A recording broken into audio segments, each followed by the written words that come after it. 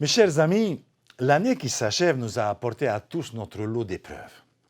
2020 s'annonçait pourtant comme l'année de la poursuite de la prospérité retrouvée dans notre Fénois. L'épidémie mondiale liée à la Covid est venue brutalement nous rappeler qu'en ce bas monde, rien n'est acquis.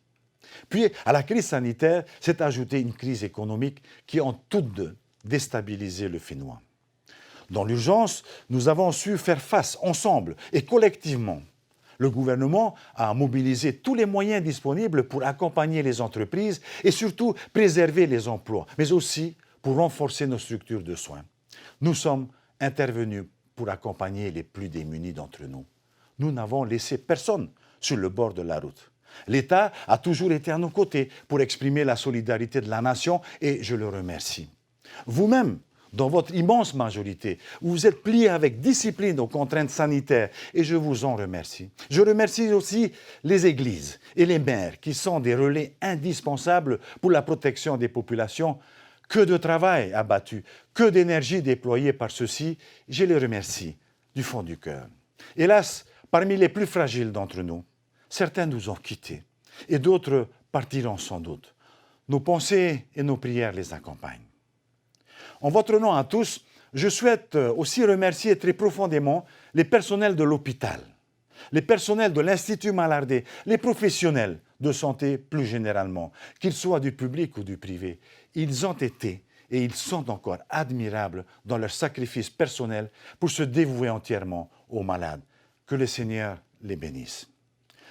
En ces moments de crise intense, nous devons faire bloc, montrer notre unité et laisser de côté nos différences, laisser de côté nos égoïsmes. Il nous faut par ailleurs montrer notre compassion envers ceux qui n'ont rien et qui souffrent, montrer notre reconnaissance envers ceux qui se battent pour protéger ou maintenir l'emploi et dire notre gratitude à celles et ceux qui continuent à investir dans notre pays, c'est-à-dire ceux qui continuent à faire confiance à la Polynésie française et ses enfants. C'est aussi avec grandeur d'âme et beaucoup d'humilité que nous surmonterons ces événements. Mes chers amis, l'année 2021 s'ouvre avec un nouvel espoir. Le monde s'est mobilisé dans son combat contre cet ennemi sournois et des vaccins sont aujourd'hui fabriqués. C'est une première bataille de gagner. Mais quoi qu'il en soit, nous devons rester vigilants pendant encore plusieurs mois car la maladie circulera encore ici et par le monde. Chers amis, je veux rester optimiste, je veux rester positif car je sais que nous avons toujours collectivement surmonté les épreuves. J'ai confiance en vous. Au-delà, je suis convaincu que cette pandémie, qui nous interpelle dans nos modes de vie, nous adresse en définitive un message que nous devons comprendre et prendre en considération. Notre mère, notre maman, la terre est malade, elle est opprimée, elle est dévastée.